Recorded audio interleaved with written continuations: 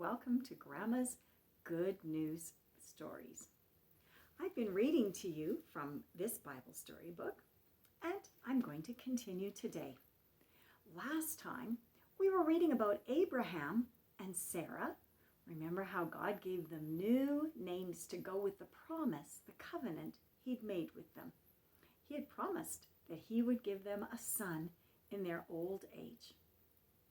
In our last story, Abraham and Sarah had visitors at their tent. It turned out that these visitors were heavenly beings. 2 were angels and 1 was the Lord.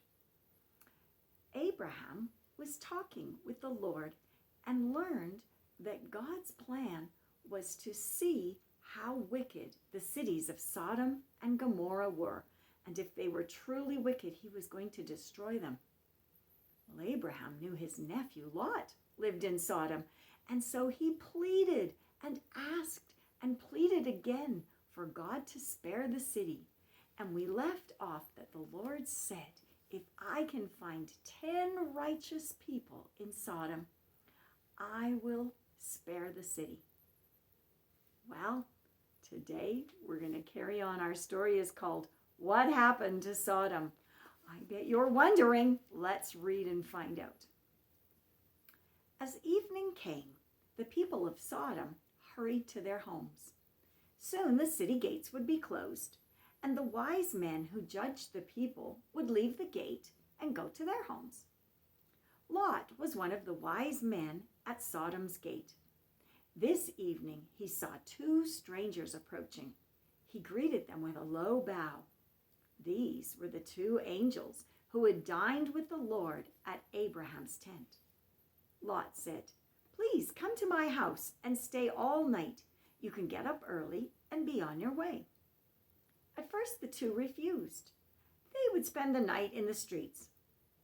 But Lot knew the wicked men of Sodom would harm these strangers, and so he insisted they come with him. Finally they did. Lot brought water to wash their dusty feet and prepared good food for them to eat. Perhaps Lot knew they were angels, but maybe he didn't.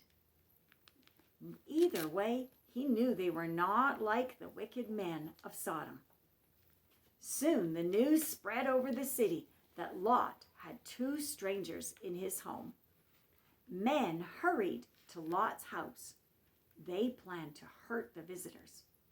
When Lot refused to let them see the guests, they pushed him aside and tried to break open the door.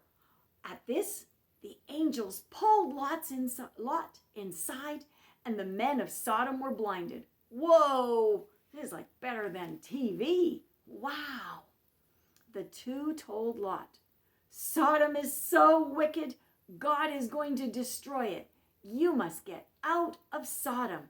Tell your daughters and sons-in-laws to get out too." Lot went to the homes of his son-in-law, who were 2 men of Sodom. He told them, "We must get out of Sodom, for the Lord is going to destroy it." But they did not believe him, and they would not leave. Before the sun rose, the angels urged Lot, "Take your wife and your 2 daughters and flee for your lives." How hard it was for Lot to leave his home and his riches. But God was good to him, and the angels forced him and his family to leave the city. We can really hold on to our possessions, the things we own, and forget they're not nearly as important as listening to God.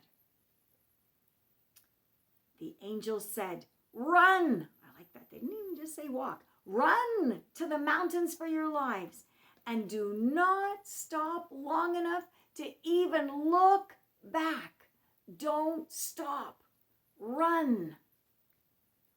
But Lot's wife looked back. Big deal? Well, it is a big deal. They said, don't stop. Don't look back. And guess what happened? It says Lot's wife became a pillar of salt, a statue. Oh boy, when God says something, we need to pay attention and obey. Poor unhappy Lot. How afraid he was now. He thought it would be not even safe in the mountains. So he prayed to God to spare a small city nearby and allow him and his daughters to go there. God granted his request, and they fled to that city. Just as the sun rose, Lot and his daughters entered the gates of Zoar, the little town, the city. Then a great rain of fire and brimstone fell upon Sodom and Gomorrah and all the neighboring cities. Everything was destroyed.